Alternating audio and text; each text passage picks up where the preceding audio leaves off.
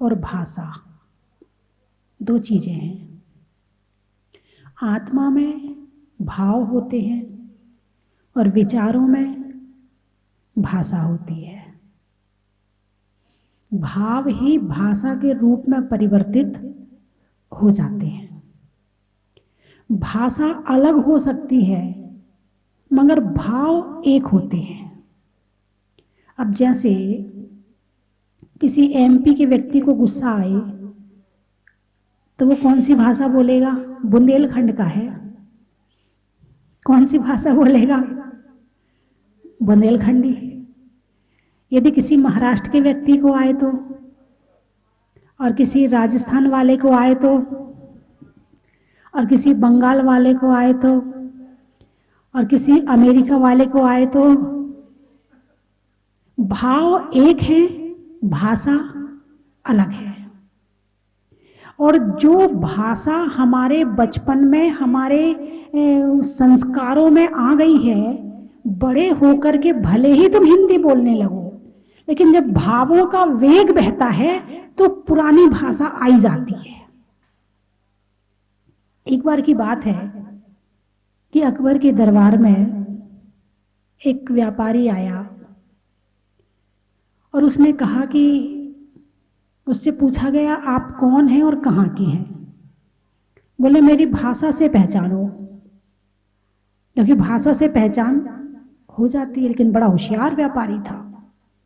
कभी वो अलग भाषा बोलता और बिल्कुल ऐसी बोलता जैसे वहीं के देश की भाषा हो, और उसने कोई पता नहीं लगा पाया कि वो कहाँ का है। उसने कई भाषाओं में बात कर ली लेकिन कोई नहीं पता लगा पाया।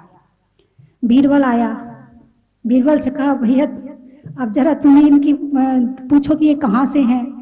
बीरबल ने कहा, मैं नहीं पूछता, ऐसे अरे गहरे नत्थु खैरे से मैं बात नहीं करता हूँ, ऐसे तो बहुत आते हैं हमारे यहाँ। उसने ऐसी बात करी कि सामने वाले को गुस्सा आ जाए, और वास्तव में वही हुआ।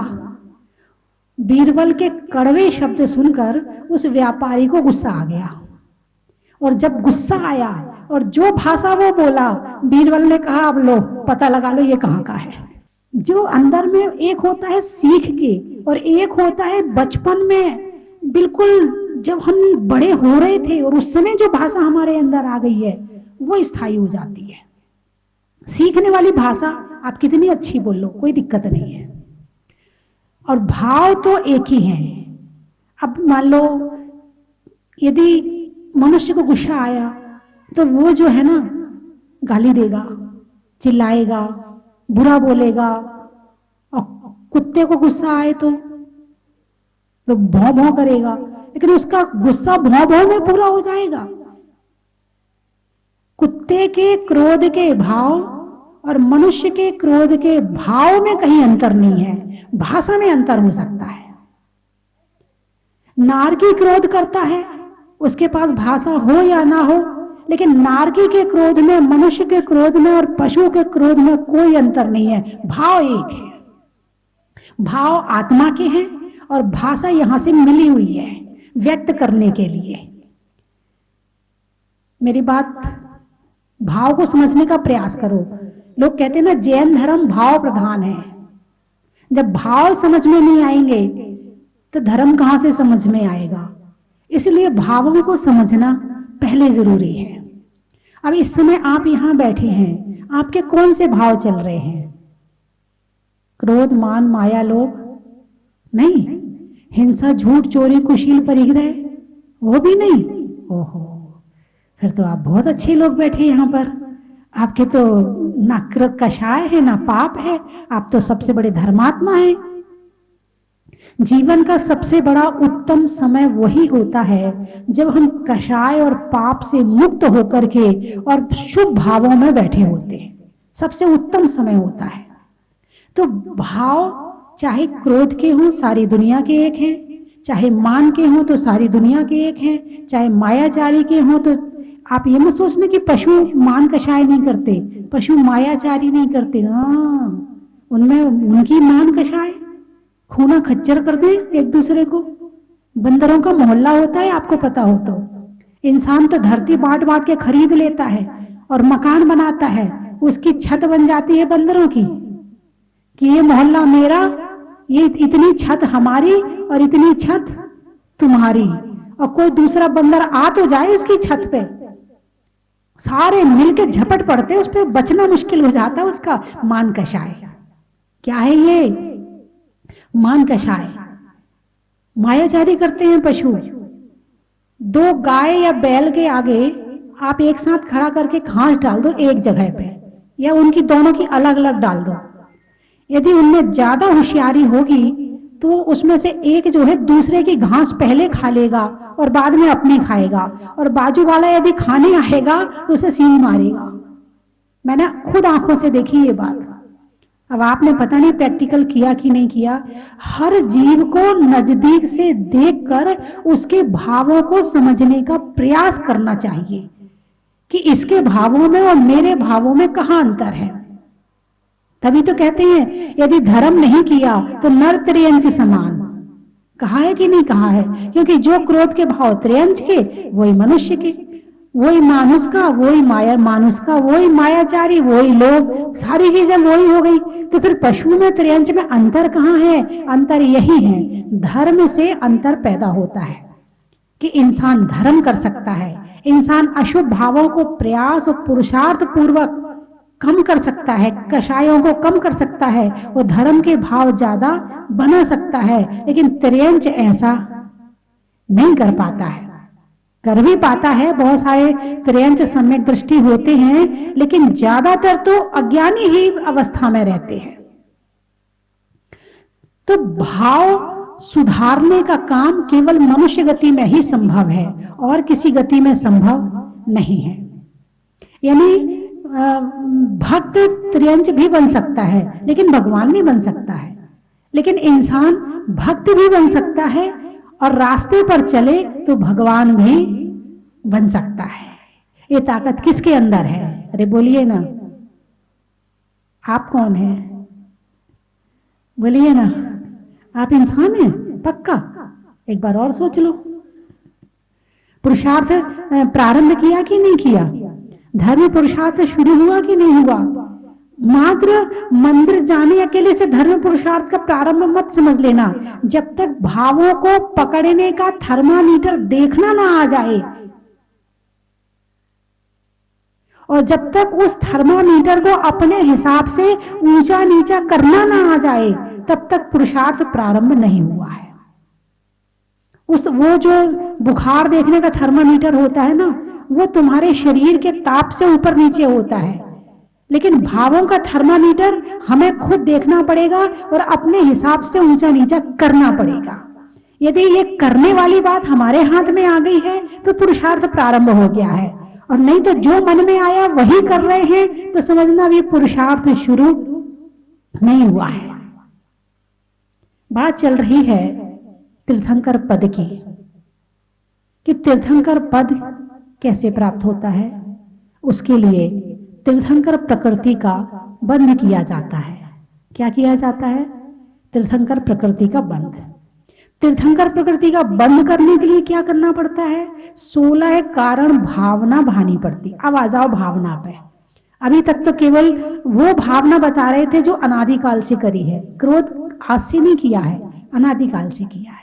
महान मायाचारी लोग पिछले जन्म में भी किया था, उसके पिछले जन्म में भी किया था। नहीं भावना भाई तो हमने आज तक कौन सी भावना नहीं भाई? 16 कारण भावना नहीं भाई। यदि भाली होती तो ना आज आप यहां होते और ना हम यहां होते।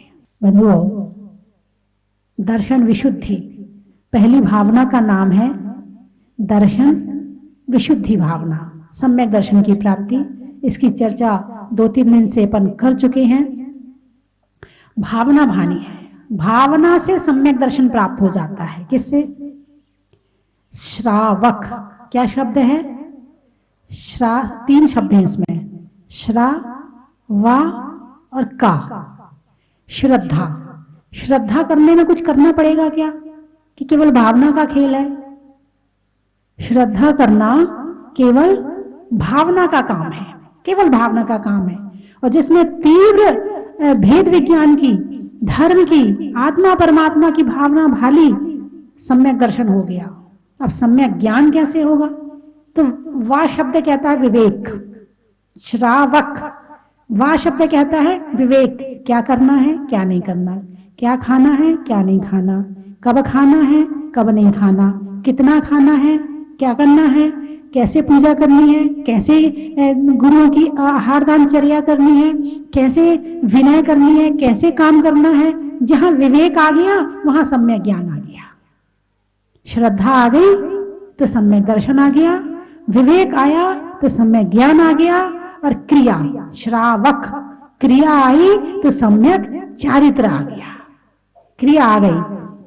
अभी तक केवल भावना बना रहे थे, सोच रहे थे, जाना था, लेकिन अब वो क्रिया में आ गया। देख के चलना, पता चल गया ना कि कैसे चलना है जिससे जीवों की हिंसा ना हो, तो देख के चलना शुरू कर दिया।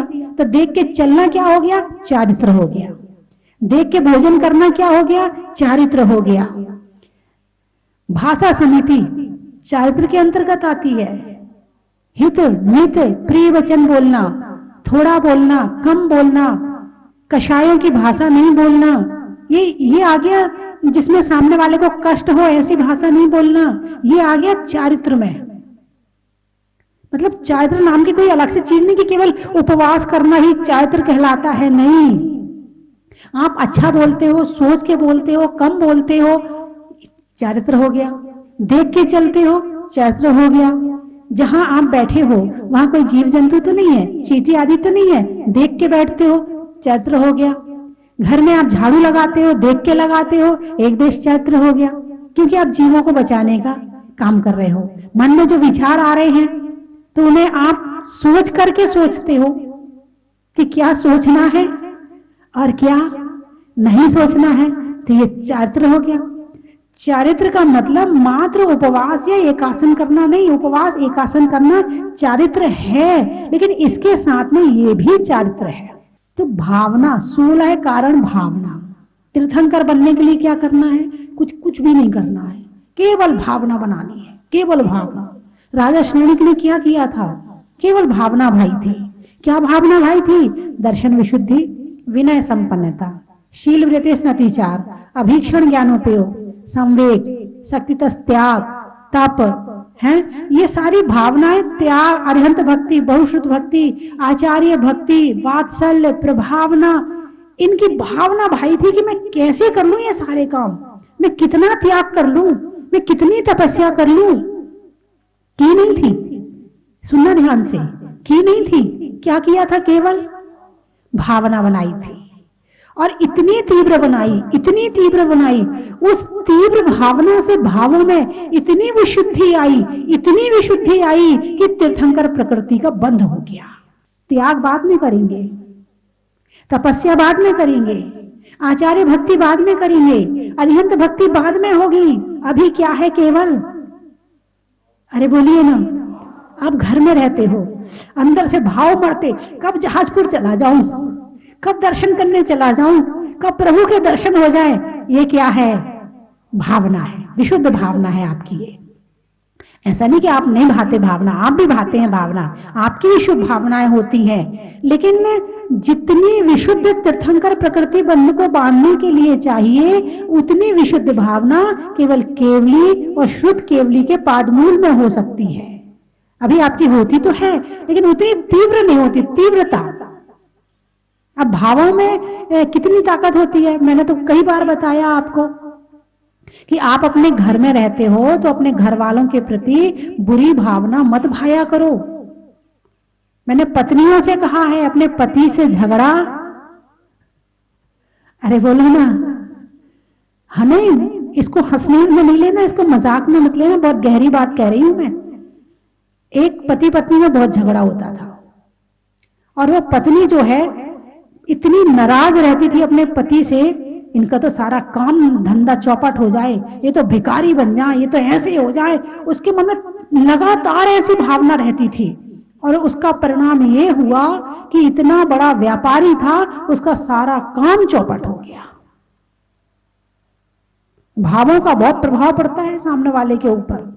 कहते ना, जब डॉक्टर किसी को बचा नहीं पाता है तो क्या कहता है? I am sorry. अब आप भगवान से दुआ कीजिए। ये दुआ क्या है? भावना कीजिए। ये धुआं क्या है? भावना कीजिए।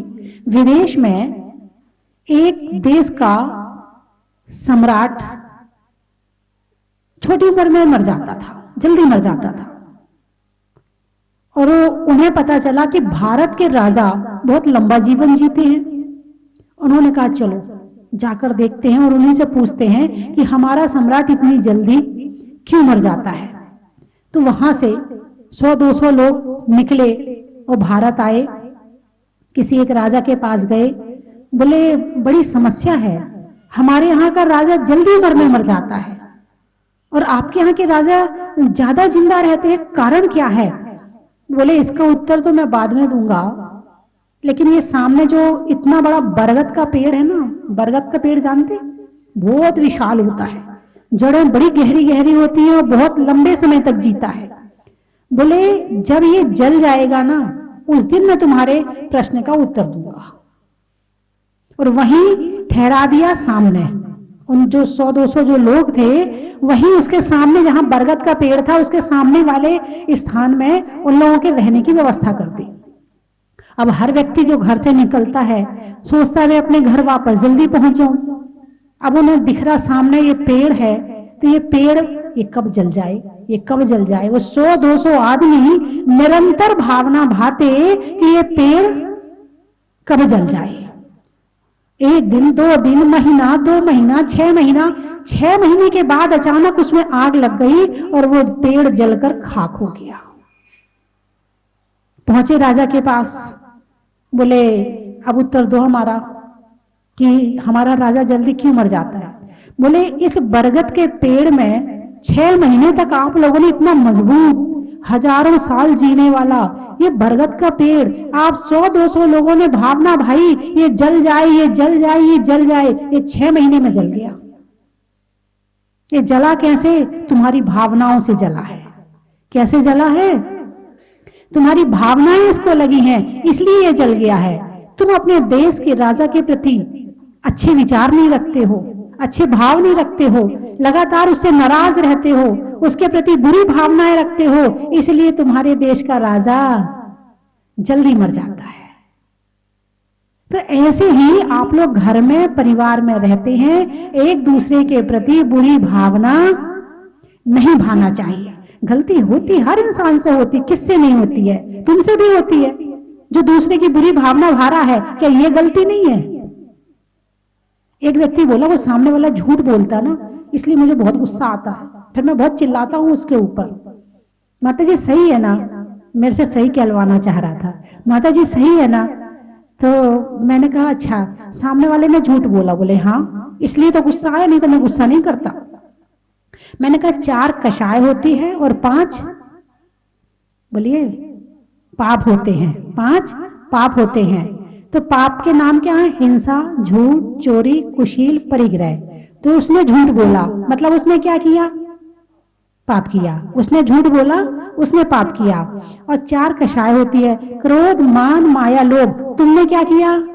क्रोध किया।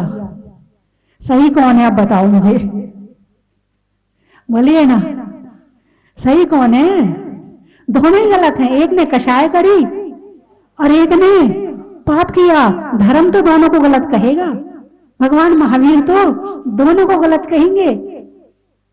तो भावना सामने वाला गलती कर रहा है, ठीक बात है, लेकिन ऐसा भी है कि मैं ये नहीं कह रही कि आप पूरे रूप से गुस्सा छोड़ दो, और मेरे कहने से आप छोड़ोगे भी नहीं।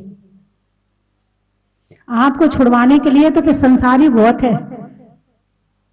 जब सामने वाला तुम इतना क्रोध करते हो और सामने वाला इतना करता है ना, फिर तुम अपने आप कम कर देते हो, नहीं इससे नहीं भिड़ना, ये बहुत गुस्सा करता है, नहीं करना मुझे गुस्सा।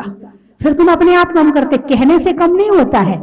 जब आपस में टकराते हैं ना, भिड़ते हैं, अरे बोलिए ना ऐसे। हाँ, बहुत से लोग कहते बोले माता जी इसको सुधार दो, मैंने कि अपने आप सुधर जाएगा। हाँ, बहुत से लोग जो हैं, और शादी करने के बाद अक्सर इंसान सुधर जाता है, कितना बिगड़ा हो, कब सुधरता है? अरे बोलिए ना, शादी के बाद आराम से सुधर जाता। भाई क्यों, कौन ऐसा क्या हुआ जो सुधर गया? अब दोनों भिड़ेंगे, दोनों समान टक्कर के हो गए हैं। ना वो उसकी सुनेगा ना वो उसकी सुनेगी। अब दोनों नहीं सुनने वाले हैं, अब दोनों को सुधरना पड़ेगा। यहाँ माँ अपनी बेटी को कहती है बेटी गुस्सा मत किया कर, ये ऐसा मत किया कर, वैसा मत किया कर, नहीं मानती है। और जब वहां भिड़ती है और जब पढ़ती है तब अपने आप सुधर जाती है। यहाँ माँ बाप कहते बेटे से, बेटे जल्दी आ जाया कर, रात को 12 बजे तक बाहर मत रहा कर, ऐसे मत किया कर। जब पत्नी आती तो अपने आप सुधर जाता है। ऐसा होता कि नहीं होता है? यानी आधा संसार तो एक दूसरे को सुधारने में लगा हुआ है। धर्म सुधार पाए ना सुधार पाए, लेकिन तुम जरूर सुधार लेते हो एक दूसरे को। और यदि ना सुधार पाए तो फिर वो टूट के अलग हो जाते हैं। फिर अलग होते हैं तो फिर और ज्यादा कष्ट होता है। ये जहां रहन सहन, रहना है तो सहना है, रहना है तो सहना है, और नहीं सहना तो नहीं रहना। और आजकल सहन शक्ति वैसे ही कम हो रही है, इसलिए ज्यादा परिवार टूट रहे हैं। शादी के 10 साल बाद अलग हो जाते हैं, 15 साल बाद अलग हो जाते हैं। माहौल इस तरह का चल रहा है कि एक साथ रहने वाली शक्ति खत्म होती जा रही। पहले 200 लोगों का कुटुंब होता था घर में, एक रसोई में खाना बनता था, एक परिवार एक साथ रह लेते थे, 4-4, 5-5 भाई एक साथ रह लेते थे, एक साथ व्यापार कर लेते थे। अब वो 2 हैं, 2 एक साथ रहने तैयार नहीं। यदि भाई भाई एक रहते हैं तो वो देवरानी जेठानी साथ रहने तैयार नहीं। मान लो भाई भाई में प्रेम है तो देवरानी जेठानी साथ नहीं रहने तैयार। यदि वो रहने तैयार है तो भाई भाई लड़ते हैं आपस में। कहीं ना कहीं ऐसा हो जाता है और इंसान एक दूसरे से अलग होता जा रहा है, टूटता जा रहा है। कितना टूटोगे? पहले परिवार से अलग हुए तो तुम अपने दो साथ रह रहे थे, अब तुम 2 भी साथ नहीं रह सकते, अब तुम 2 भी टूट जाओगे तो अकेले कैसे रहोगे? सहन तो कहीं ना कहीं, कंप्रोमाइज तो कहीं ना कहीं करना ही पड़ेगा। यदि सामने वाले, हर व्यक्ति चाहता है ऐसी पत्नी आए, ऐसा काम करे, ऐसा। जब तुम अब पत्नी के प्रति भावनाएं रख रहे हो कि ऐसी पत्नी चाहिए, तो पत्नी के अंदर भी तो भावनाएं होंगी कि ऐसा पति चाहिए। तुम केवल अपनी दृष्टि से उसे देख रहे हो, तुम अपनी दृष्टि में उसे पूरा खरा उतारना चाहते हो और वो तुम्हें अपनी दृष्टि में पूरा खरा उतारना चाहती है, और दोनों नहीं उतर पाते हैं, भिड़ जाते हैं, अलग हो जाते हैं। और जबकि ये होना चाहिए कि संसार में कोई भी इंसान बिना कमी के नहीं है। हर इंसान के अंदर कोई ना कोई कमी जरूर है, कोई ना कोई इंसान के अंदर है ही कोई ना कोई कमी। अब यदि तुम में है तो उसमें भी है, तो यदि वो तुम्हारी कमी सहन कर रही है तो तुम भी उसकी कमी, अरे बोलिए ना, करना चाहिए कि नहीं करना चाहिए? नहीं, सामने वाले की कमी सहन नहीं होती है, अपने अंदर चाहे 100 कमियां हो। इसीलिए लड़ाइयां होती हैं, इसीलिए घर टूटते हैं, इसीलिए झगड़े होते हैं, अशांति होती है।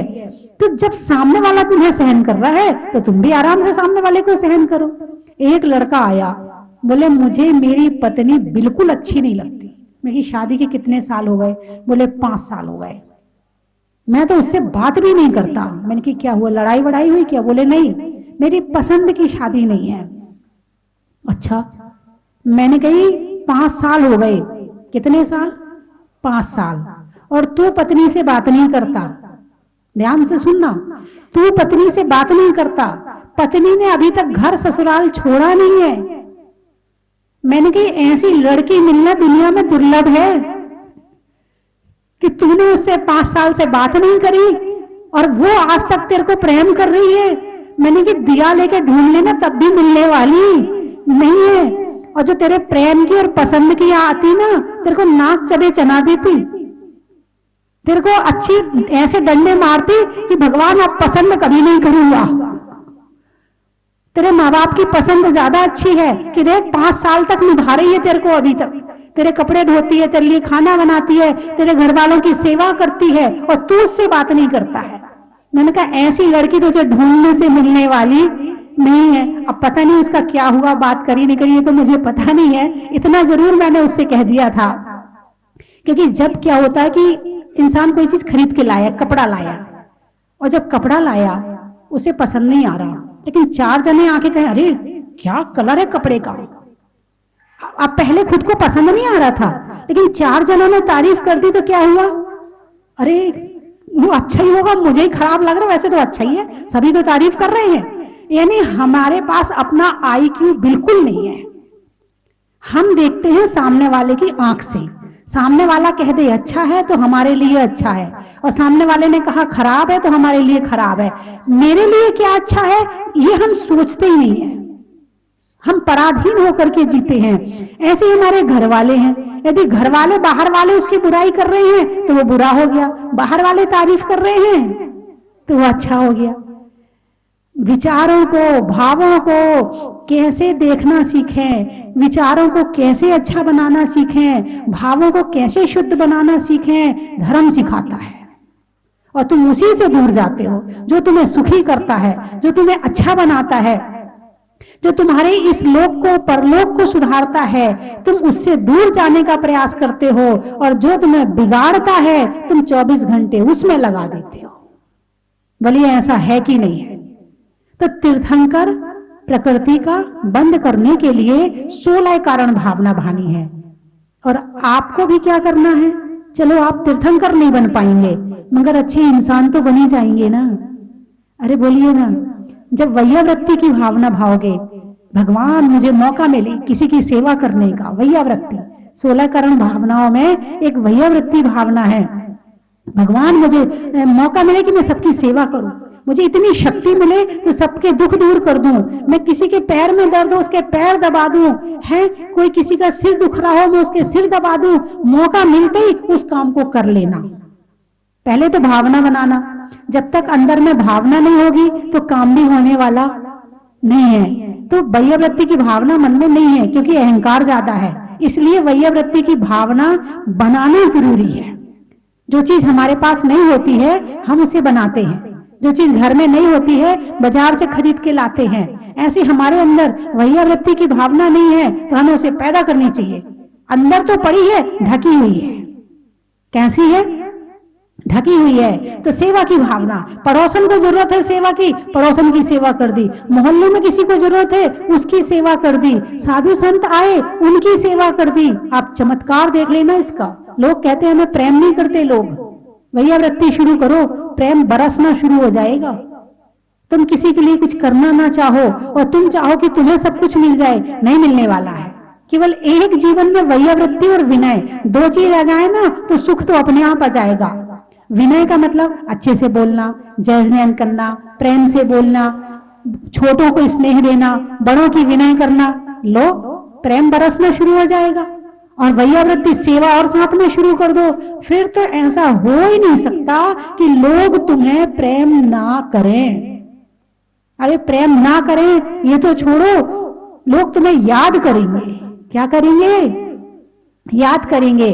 अब कई बार होता है किसी को कोई जरूरत पड़ती है, वो कहता बहन हमारे यहाँ पर कोई नहीं है और 2 दिन के लिए आजा, बहुत जरूरत है। तो सामने वाला के पता मन में क्या कहता, अच्छा अब मेरी याद आई है, वैसे तो फोन करती नहीं है और आज जब मेरी जरूरत पड़ी है तो मेरी याद आई, मैं क्यों आऊं, मैं भी नहीं जाने वाली। ऐसा करते कि नहीं करते? अरे बोलिए ना। यदि उसने तुम्हें याद किया है, अच्छा ये बताओ दीपक की याद कब आती है? दिन भर दीपक लेके घूमते हो क्या? दिन भर दीपक को याद करते हो क्या? नहीं करते ना। लेकिन दीपक की याद कब आती है? रात को या जब अंधेरा होता है? ऐसे ही इंसान की याद कब आती है? जब उसकी जरूरत होती है। तो इस बात का बिल्कुल बुरा मत मानो कि उसने पहले तो याद किया नहीं अब याद कर रहा है, नहीं, बिल्कुल बुरा मत मानो। मैं दीपक हूं, मैं मतलब जो जिसको याद किया जा रहा है वो दीपक है, और जो याद कर रहा है उसके पास अंधेरा है। जो याद कर रहा है उसके पास अंधेरा है, और जिसको याद कर रहा है वो दीपक है। तो दीपक रात को जब जलाया जाता तो दीपक नाराज नहीं होता, अच्छा दिन भर तो मुझे पूछा नहीं, अब रात हो गई तो तुमने लाइट जला ली, दिन भर तो मेरी याद भी नहीं आई, वो कभी नहीं कहता है। ऐसे ही जिनके अंदर वैयावृत्ति की भावनाएं होती हैं वो इस बात को नहीं सोचता है कि अब मेरी याद आई है, अब मैं भी नहीं आऊंगा तुम्हारे काम, जब मुझे काम पड़ा था तब तुम काम आए थे क्या? जिसके अंदर वैयावृत्ति की भावना हो वो ऐसा विचार नहीं करता है। उसका तो भाव है कि किसको कितना अच्छा करके दे दूं, किसके लिए सेवा कर दूं। यदि ऐसे विचार हैं तो समझना लोग प्रेम के लिए तरसते हैं, लेकिन तरसो ना, तुम तो सेवा करना शुरू करो, बरसेगा। क्या होगा? और आने वाले समय में ऐसा हो जाएगा, यदि ज्यादा सेवा ज्यादा लोगों की कर दी ना तो तुम बचोगे कि नहीं, प्रेम नहीं चाहिए आपका, क्योंकि सेवा के लिए टाइम नहीं मिल पाता है आपके प्रेम के कारण से, ये तक आ जाएगी, इतना प्रेम बरसेगा। तो बंधुओं, जो 16 कारण भावना है, आप इसे जरूर पढ़ना।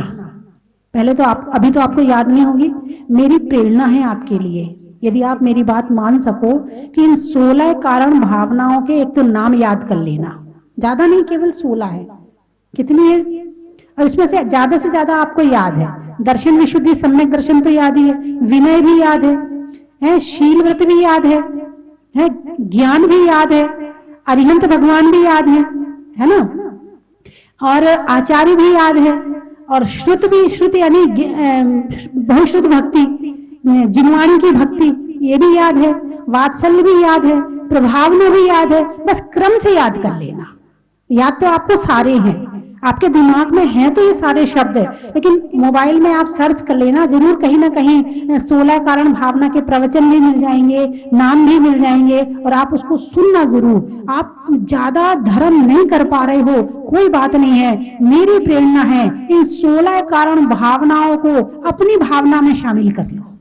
अनाज में चना का, गर्मी में पना का, और 16 कारण भावना का ही महत्व है। कर्म के हरने का, त्याग के वरने का, और 16 कारण पूजा की जयमाला याद करने का बड़ा ही महत्व है।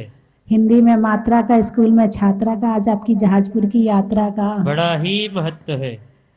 पानी में गागर का, वृक्षों में आकर का, और आने वालों में सागर का बड़ा ही महत्व है। राम की सिया का, दिवाली में दिया का, और आने वालों में बेरसिया का बड़ा ही महत्व है। पान में चूना का, अनाज में चना का, और आने वालों में पूना का बड़ा ही महत्व है। आम की बोर का, खाने में कौर का, और आने वालों में इंदौर का बड़ा ही महत्व है। नहीं करने में फिकर का, बातों में जिक्र का, और आने वालों में सिक्कर का बड़ा ही महत्व है। रंगों में हरा का, भोजन में बरा का, और आने वालों में शाहपुरा का बड़ा ही महत्व है। फूल में कली का, पानी भरने में नली का, और आने वालों में देवली का बड़ा ही महत्व है। दवाइयों में डावर का, गांव में सावर का, और आने वालों में ब्यावर का बड़ा ही महत्व है। रिश्तों में नाना का, और पुरजों में पाना का, और आने वालों में धाना का बड़ा ही महत्व है। हमने यहाँ के मंदिर जी के बारे में बहुत कुछ सुना था, और जो सुना था उससे कहीं गुना अच्छा मिला हमें। अब यहाँ से हम जो भी देख के जा रहे हैं, जो आपके द्वारा कृतियां हैं अंकित की गई हैं, उन कृतियों को हम अपने मंदिर में उगारना चाहते हैं। वाह, क्या बात है। और आपका आशीर्वाद भी चाहते हैं कि जैसा आपने यहाँ पे मंदिर का निर्माण करवाया है, कुछ आशीर्वाद हमें मिल जाए, ताकि पेड़ से हमें बिल्कुल बिल्कुल हमारे मंदिर जी का भी अच्छे से अच्छा निर्माण हो सके। बहुत माता जी माता जी 2 वर्ष पहले पहली बार जाजपुर आने का अवसर प्राप्त हुआ था। उसके बाद ये चौथी बार है जब मैं जाजपुर आया हूँ 2 साल में। उससे मतलब जब भी जाजपुर आओ, बड़े बाबा की प्रतिमा देखो, ऐसा लगता है बार बार आओ। मतलब देखते ही मन मोह लेती है प्रतिमा, बहुत ही मनमोहित प्रतिमा है। तो उसमें तो मंदिर तो बंद था, लेकिन धर्मशाला तो गए तो वहाँ जो चारों तरफ जो हाइकू लिखा रहा है, तो उसको 1 घंटे तक पढ़ते रहिए हम, तो बड़ा मन प्रसन्न हुआ। और फिर रात भर नींद नहीं आई, कब सुबह और कब दर्शन करे। जैसे ही आए मंदिर देखकर आत्मा इतनी प्रसन्न हुई कि कह नहीं सकते। और जब अंदर गए तो भगवान जिनेन्द्र देव के दर्शन करे तो मन गदगद हो गया। इसके बाद आपके प्रवचन सुने, बहुत ही अच्छा लगा। वैसे रोज टीवी में देखते हैं, तो बहुत दिनों से इच्छा थी, लेकिन कोरोना के कारण नहीं आ पा रहे थे, इसलिए आए। काफ़ी समय से इच्छा थी कि जहाजपुर आए, साल भर से कोशिश कर रहे थे। काफ़ी इच्छा थी और दिल से इच्छा थी कि जल्दी से जल्दी जहाजपुर आए। कोरोना की वजह से भी नहीं आ पाए, और अभी संजोग आया कि दर्शन करें। और रात भर से नींद नहीं आई और सुबह बस कब सुबह उठे और आके और भगवान के प्रक्षाल करें, ये बस मन था। पूरी रात नींद नहीं आई और बिना मतलब पूरी रात मैंने गाड़ी चलाई है, खुद ड्राइव करके आया हूँ। नींद नहीं आई, फिर भी मेरे को इस खुशी थी कि सुबह उठ के जल्दी जल्दी प्रक्षाल करूँ, और प्रक्षाल करने के बाद जो एनर्जी आई है और ड्राइव करने की पूरी थकान एकदम मिट गई है। बहुत बढ़िया। और ऐसा है। और मेरी धनपति वर्षा जी, इनको आपके दर्शन करने की बहुत इच्छा थी और आपके प्रवचन हमेशा सुनती है टीवी पे, हमेशा वो उनसे आपसे प्रेरित रहती है। हाइकू लिखे हैं वो पढ़े, और बस ये कह सकते हैं कि भाग्य में था इसलिए भाग कर आ ही गए, और भगवान के दर्शन हो गए और आपके दर्शन हो गए, प्रवचन सुनने को मिले, बस यही सबसे बड़ी बात है। जहाजपुर आकर हमें ऐसा लगता है जैसे हम स्वर्ग में आ गए। आपने जितना और आपके मार्गदर्शन में जो क्षेत्र का निर्माण हुआ है, वो तो भगवान सुब्रतनाथ की कृपा और आपका कुशल मार्गदर्शन है कि जो ऐसा तीर्थ बनाया है जहां हर व्यक्ति बार बार आना चाहेगा। मैं भी दूसरी बार यहाँ आया हूँ और निश्चित रूप से इस मंदिर की कला का हम अपने मंदिर में उपयोग करना चाहते हैं। आशीर्वाद दें माता जी, हमारा भी मंदिर भी बहुत अच्छा बने, बहुत अच्छा बने। बहुत वैसे उससे 100 गुना ज्यादा यहाँ पर हम लोगों ने पाया। हमने सुना है जब समुद्र को हमें पार होना पड़ता है तो किसी जहाज से जाना पड़ता है। माता जी कई भाव के लिए हृदय में विराजमान, ऐसा लगा जैसे ये जहाजपुर में आके हमने अपने कई भावों को तार दिया है। बनना भी माता जी।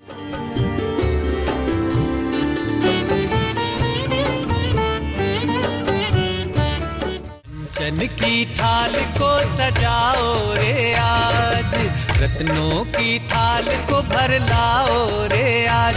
आओ आओ करे रे गुणगान आरती भगवन की।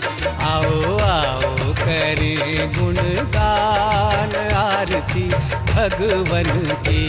आओ आओ करे रे गुणगान आरती भगवन की।